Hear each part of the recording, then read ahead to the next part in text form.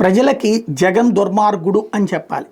సరే డైరెక్ట్గా చెప్తే ఏమయ్యా ఆడైతే ఆ రూపాయి ఇచ్చేవాడు కదా, మీరేమిస్తున్నారయ్యా, జగన్ టైంలో అంతా మీరందరూ అస్తవ్యస్తున్నారు, ఏమయ్యా మేము కడుపు నిండా తిన్నాం కదా మాకేం ప్రాబ్లం వచ్చింది, ఇట్లా ఉంటుంది. కాబట్టి లేదు మీకు తెలియదు, రాష్ట్ర నాశనం అయిపోయింది, సంకనాగిపోయింది, అధ్వానం అయిపోయింది, ఇలా చెప్పుకొచ్చారు. ఏం మనకు తెలియదు కదా, కొంతమంది మేధావులు చెప్తున్నారు, అందులో లెక్కలు చూస్తే వాళ్ళు ఇందులో 1,00,000 కోట్లు, ఇందులో 50 లక్షల కోట్లు ఇట్లా చెప్పేశారు.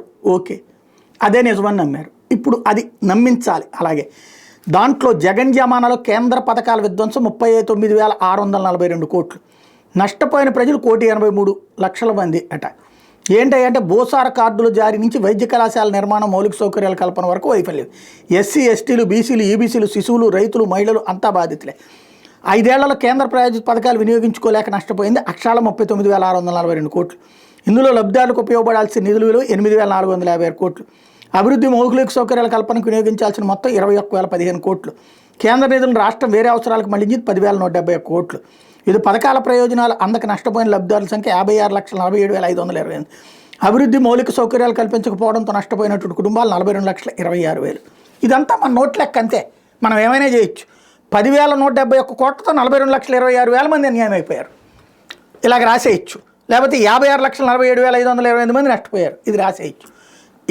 మనకి నరం లేని నాలుక, కంట్రోల్ లేని చెయ్య, ఏమైనా రాయొచ్చు, ఎట్లయినా రాయొచ్చు. కేంద్ర ప్రాయోజిత పథకాలంటే ఏంటి? ఫర్ ఎగ్జాంపుల్ మన ఇంట్లో సోలార్ పవర్ ప్లానలు పెట్టుకుంటే మనం 50,000 ఖర్చు పెడతానంటే కేంద్రం 25,000 ఖర్చు పెట్టేటటువంటి సిస్టమ్. ఇది ప్రజలు ఒప్పుకుంటే చేయాలి. ఒక డ్రిప్ ఇరిగేషన్ లాంటి విషయంలో జగన్ ఫెయిల్యూర్ గురించి మనమే మాట్లాడుకున్నాం. అదే సందర్భంలో ఇతర పథకాలకు సంబంధించి కేంద్రం ఇచ్చేదానికి రాష్ట్రం మ్యాచింగ్ గ్రాంట్ ఇవ్వకపోవడం వల్ల వదిలేసినవి చాలా ఉన్నాయి. బట్ జలజీవన్ మిషన్ కిందన దాదాపుగా 70 లక్షల మందికి పైగా పంపులు ఇచ్చారు అని చెప్పి కేంద్ర ప్రభుత్వం లెక్క చెప్పిందిగా. జలజీవన్ మిషన్ కిందన అంటే అది కేంద్ర ప్రాయోజిత పథకమేగా, ప్రజలకి నేరుగా పనికొచ్చేది ఇచ్చారుగా. అట్లాగే ఏదైతే రాష్ట్రానికి సంబంధించి కేంద్ర ప్రభుత్వం ఇచ్చేటటువంటి 6,000 రూపాయలు రైతులకు ఇచ్చేది ఎవరైనా ఆపారా? లేదా మధ్యాహ్న భోజనం ఎవరైనా ఆపారా? ప్రజలకి నేరుగా పనికొచ్చేదాన్ని ఏది ఆపల.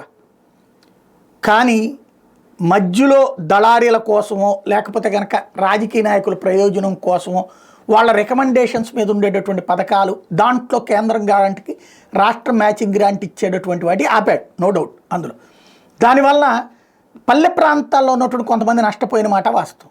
ఇప్పుడు అంతే ఉంది. ఇప్పుడు అన్ని పథకాలు ఇచ్చేస్తున్నారా? కేంద్రం ఇచ్చే పథకాలన్నీ బీజేపీ పాలిత రాష్ట్రాల్లో మాత్రమే అమలవుతున్నాయి. కేంద్రం ఏ పథకాలు అయితే ఇస్తుందో, ఒక పథకానికి 40 రూపాయలు ఖర్చు పెడుతుంది, ఒక పథకానికి 60 రూపాయలు ఖర్చు పెడుతుంది, ఒక పథకానికి 70 రూపాయలు ఖర్చు పెడుతుంది. మిగతా మ్యాచింగ్ గ్రాంట్ రాష్ట్రం ఇవ్వాలా లేదా ఆ లబ్ధిదారు పెట్టుకోవాలి.